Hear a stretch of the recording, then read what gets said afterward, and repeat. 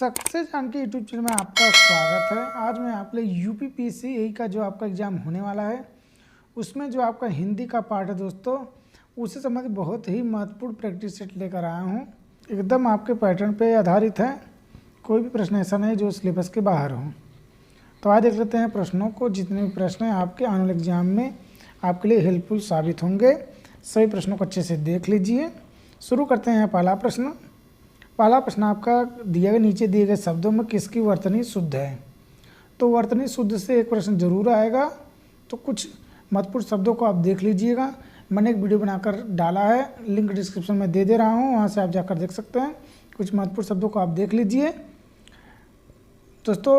लगभग आप कह सकते हैं 99% ये कन्फर्म है कि वहीं से आपका जो है वह शब्द उठाया जाएगा, तो उन शब्दों को अच्छे से आप देख लीजिए। तो पहला प्रश्न देखते हैं। पहला प्रश्न आपका है वर्तनी शुद्ध कौन सा है। दिया गया सन्यासी या फिर अकाल या अनुग्रहित या फिर कवित्री। तो आपको बता दें इसमें जो आपका शुद्ध शब्द है वो आपका है सन्यासी, यही आपका राइट आंसर है। अकाल नहीं होता, होता है अकाल, ये आपका गलत ढंग से लिखा है।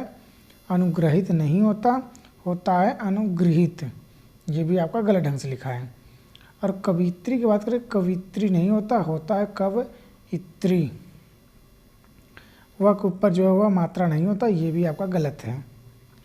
देखते हैं अगला प्रश्न। अगला प्रश्न आपका है मक्खन का तत्सम पूछा है। तत्सम का अर्थ होता है शुद्ध शब्द।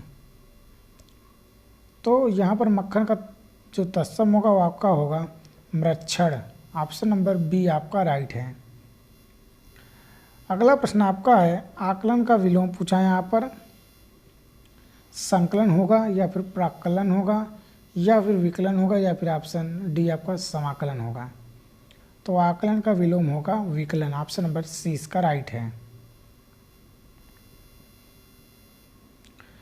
अगले प्रश्न की बात करें, निम्नलिखित में सूर्य के पर्यायवाची नहीं है पूछा है। प्रभाकर ऑप्शन में दिया गया, विभाकर दिया गया है, दिनकर दिया गया या फिर दिनेश। तो बताते हैं प्रभाकर, दिनकर, दिनेश ये सूर्य के पर्यायवाची हैं, लेकिन विभाकर नहीं है। ऑप्शन नंबर बी इसका राइट है। अगला प्रश्न देखते हैं। अगला प्रश्न आपका रिक्त स्थान की पूर्ति करो। मेरी चाबियों का, यहाँ पर स्पेस दिया गया, खो गया है। ढेर खो गया है कि झुंड खो गया है कि गुच्छा खो गया है कि समूह खो गया है। सिंपल सा प्रश्न है, आपको आना चाहिए। मेरी चाबियों का गुच्छा खो गया है, ढेर, झुंड और समूह कोई मतलब नहीं। ऑप्शन नंबर सी इसका राइट है। अगले प्रश्न की बात करें, यहाँ पर पूछा अनाथ का विलोम होता है। ऑप्शन है स्वावलंब, ऑप्शन बी सबल या फिर नाथ या फिर सनाथ। तो स्वावलंब, सबल और नाथ नहीं होता, अनाथ का विलोम होता है सनाथ। ऑप्शन नंबर डी इसका राइट है। अगले प्रश्न की बात करें, छूत या संसर्ग से फैलने वाला रोग कौन सा है। ए संक्रामक, बी है छुतहा, सी है संक्रमणशील या फिर डी है असाध्य। तो जो आपका छूत या संसर्ग से फैलता है उसे हम संक्रामक रोग कहते हैं। ऑप्शन नंबर ए इसका राइट है। अगले प्रश्न की बात करें, दिए गए सही अर्थ का चयन करें। यहाँ पर एक दिए गया असन, दूसरा दिए गया आसन पूछा, इसका अर्थ क्या होगा। तो आपको बता दें, एक आसन का अर्थ होता है भोजन और दूसरा जो आपका आसन वो गद्दी, मतलब बैठने का वस्तु। तो एक आपका होगा भोजन, दूसरा आपका होगा गद्दी, बैठने की वस्तु। ऑप्शन नंबर डी इसका राइट है। अगला प्रश्न आपका खून उतरना मुहावरे का अर्थ है। ऑप्शन ए आपका खून का बह जाना या भी खून का कम हो जाना, सी है क्रोध से मुंह और हाथ का लाल होना या फिर डी शरीर का ठंडा पड़ जाना। तो खून उतरना का जो मुहावरे का अर्थ होगा क्रोध से मुंह और हाथ का लाल होना। ऑप्शन नंबर सी इसका राइट है। अगला प्रश्न आपका है पंचानन में शब्द है में अनुस्वार जो प्रयोग हुआ है यहाँ पर किस ध्वनिक उच्चारण पर प्रयुक्त किया गया, मतलब किस ध्वनि के स्थान पर प्रयुक्त किया गया है। ऑप्शन है ङ या फिर ञ या फिर न या फिर ड़। तो आपको बता दें पंचानन जो आपको शुद्ध ढंग से लिखा जाएगा वो आपका इस तरह लिखा जाएगा, पंचानन।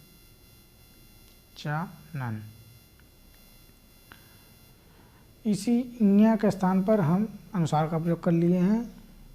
ऑप्शन नंबर 20 का राइट है। तो आपको बता दें जिस वर्ड के पहले पंचमाक्षर का प्रयोग होता है वह उस वर्ड का ही पंचमाक्षर होता है। जो जैसे च का है तो च का पहले क्या होगा, च का पंचमाक्षर क्या हो जाएगा, ञ, तो आपका ञ ही प्रयोग होगा। अगर क होता तो अंग होता, तो मतलब ऑप्शन नंबर 20 का राइट है। देखते हैं अगला प्रश्न। अगले प्रश्न की बात करें, श श श है कौन से व्यंजन कहलाते हैं। ऑप्शन है प्रकंपी, पी है स्पर्श संघर्षी, सी है स्पर्शी या फिर डी है संघर्षी। तो श श श है जो आपका है ये ऊष्म व्यंजन तो कहलाते हैं, इसे हम संघर्षी व्यंजन के नाम से भी जानते हैं। ऑप्शन नंबर डी इसका राइट है। अगला प्रश्न है पूर्ण विराम का प्रयोग किया जाता है। ऑप्शन है वाक्य के प्रारंभ में या फिर वाक्य के मध्य में या फिर वाक्य के अंत में या फिर इनमें से कोई नहीं। तो आपको पता ही होगा पूर्ण विराम का हम प्रयोग जो करते हैं वाक्य के अंत में करते हैं। तो ऑप्शन नंबर सी इसका राइट है। देखते हैं अगला प्रश्न। अगला प्रश्न शब्द होते हैं। ऑप्शन ए दिए गए ध्वनि को मेल से बने सार्थक वर्ण समुदाय या फिर निरर्थक एवं सार्थक वर्णों का मेल या फिर स्वर एवं व्यंजन का मेल या फिर इनमें से कोई नहीं। तो शब्द का अर्थ होता है ध्वनियों के मेल से बने सार्थक वर्ण समुदाय जो होते हैं वही आपके शब्द कहलाते हैं। ऑप्शन नंबर ए इसका राइट है। अगला प्रश्न निम्नलिखित में से यौगिक शब्द की पहचान करें। ऑप्शन ए आपका है आंसू, बी आपका है कक्ष, सी आपका है पानी, डी आपका विद्यालय। तो यौगिक का अर्थ होता है दो शब्दों से मिलकर बने शब्द को यौगिक शब्द कहते हैं। तो विद्याधनालय मतलब ऑप्शन नंबर डी इसका राइट है। अगला प्रश्न आपका निम्नलिखित में से द्विरक्त शब्द कौन सा है। ऑप्शन है योगाचर या फिर बड़ाई या फिर जीवन मरण या फिर ऑप्शन डी जगह जगह। तो द्विरक्त का अर्थ होता है दिए गए शब्द की दो बार रिपीट करना, जैसे जगह फिर जगह। कोई शब्द का दो बार लगातार रिपीट हुआ उसे हम द्विरक्त शब्द कहते हैं। ऑप्शन नंबर डी इसका राइट है। अगला प्रश्न शक का अर्थ क्या होगा। ऑप्शन है गए पिनाकी या फिर बी इंद्र, सी है पंचबाड़ या फिर डी है सकल। तो शक का अर्थ की बात करें तो आपका होगा इंद्र। ऑप्शन नंबर 20 का राइट है। अगला प्रश्न आपको तत्सम शब्द का चयन करें। तो तत्सम का अर्थ होता है शुद्ध शब्द। तो घड़ा, घर और घी ये तो आपके तद्भव हैं। घोटा का आपका तत्सम है। ऑप्शन नंबर 20 का राइट है। देखते हैं अगला प्रश्न। अगला प्रश्न इनाम किस भाषा का शब्द है। तो आपको बता दें इनाम जो आपका वह अरबी भाषा का शब्द है। ऑप्शन नंबर ए आपका राइट है। तुर्की, फारसी, पुर्तगाली ये ऑप्शन गलत है। अगला प्रश्न दिगंबर में संधि है। वृद्धि है संधि है, दीर्घ संधि है, अयाज संधि या फिर व्यंजन संधि। तो आपको बता दें दिगंबर का संधि विकसित होता है दिक धन अंबर, इस तरह होगा दिक प्लस अंबर। मतलब ऑप्शन नंबर डी इसका राइट है व्यंजन संधि।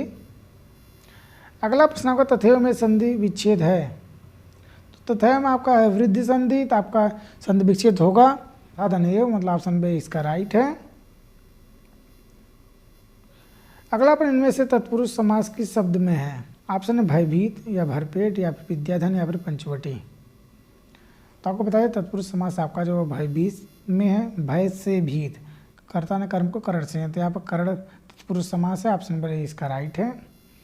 अगला प्रश्न का सकर्मक क्रिया कौन सी है। लिखना, सोना, रोना या फिर हंसना। तो पूछ रहा है सकर्मक क्रिया कौन सी है। तो आपको बता दें लिखना। ऑप्शन नंबर ए इसका राइट है। अगला प्रश्न निम्नलिखित कौन सा अनेकार्थक शब्द है।